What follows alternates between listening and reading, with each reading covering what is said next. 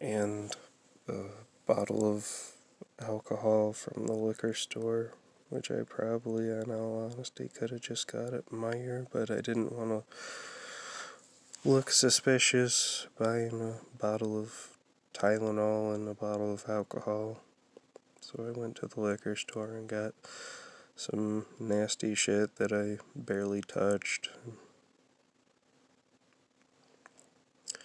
After the fact, I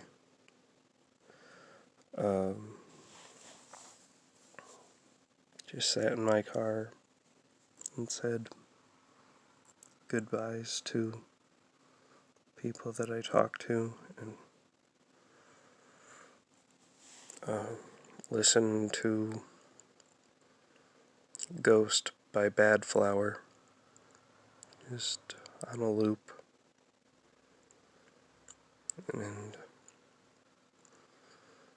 told my boss I wasn't going to come into work the next day, and said why, and I guess he's the whole reason that anybody knew anything.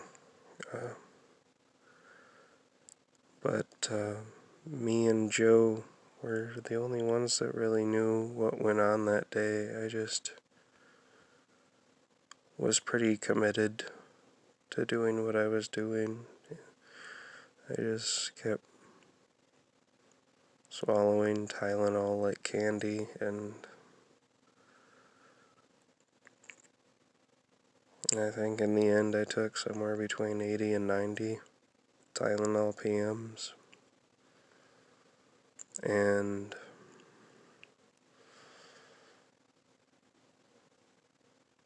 I eventually, I talked to Suicide Hotline for a minute, but they're actually pretty fucking useless.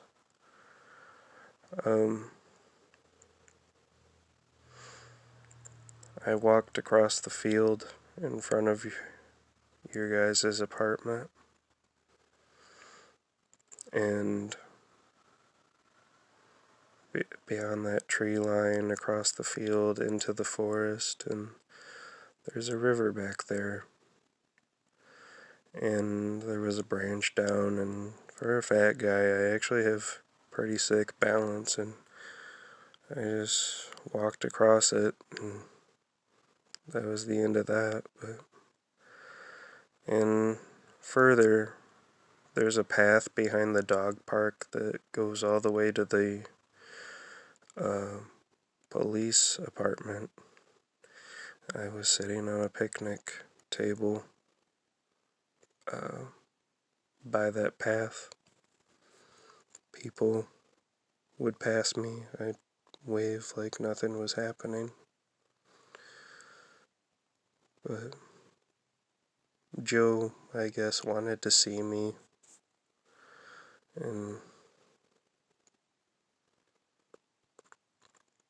And so I eventually tried to make my way back, but I was really wobbly and tired, a little out of it from all the Tylenol PM. It'd been about 2 or 3 hours. And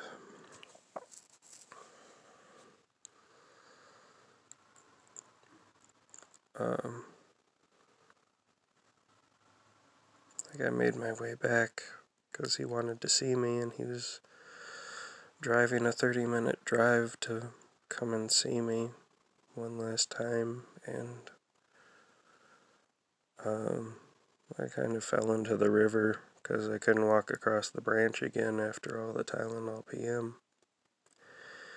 And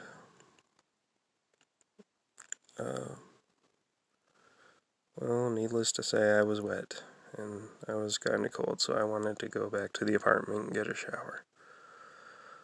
And on my way back, I didn't really see him for a minute, but I guess Joe was running across the field to come and look for me. And I was excited to see him, I guess. And the Tylenol kind of left me kind of out of it, like I was almost oblivious to what was really going on. Like, I just was really excited to see him, and I hugged him, but he was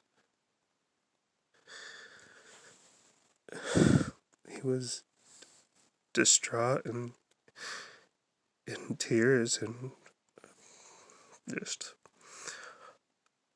tackled me. But eventually we made our way back to the apartment, and he kind of had to help me up the stairs, and I don't remember a lot after that because eventually I blacked out. My brother had a failing liver, and because of the Tylenol, I kind of had the same thing. And between those two instances, I noticed that high liver toxicity can make you say and do some funny things. So there's a humorous part of this. I try to find the humor in it, but it's a pretty serious situation. So I get up to the apartment with him. We talk for a little bit. I guess I convinced him just not to bring anyone else. But, like, I wouldn't see him without, unless he was the only one that showed up. And I was getting pretty tired and out of it at that point, and I kept laying down, and I was, I guess, kind of scatterbrained. There was a point where I don't remember it because I was blacked out at this point. He said that, well, I remember this. He said if I lay down and fall asleep, he's gonna call the police. But so I kind of got up and got about, but then I was blacked out after that. I guess I told him that I needed to, like, drill a hole in the fridge to fix it, and it had something to do with the eye of the storm, and I just found that shit hilarious. I was really trying not to laugh when he told me that, but I couldn't help myself. But, that was the end of it, and the next thing I really knew, I was up in a hospital bed. I had a brief moment of lucidity where I was just puking out all the Tylenol PM onto the hospital floor. But after that, I just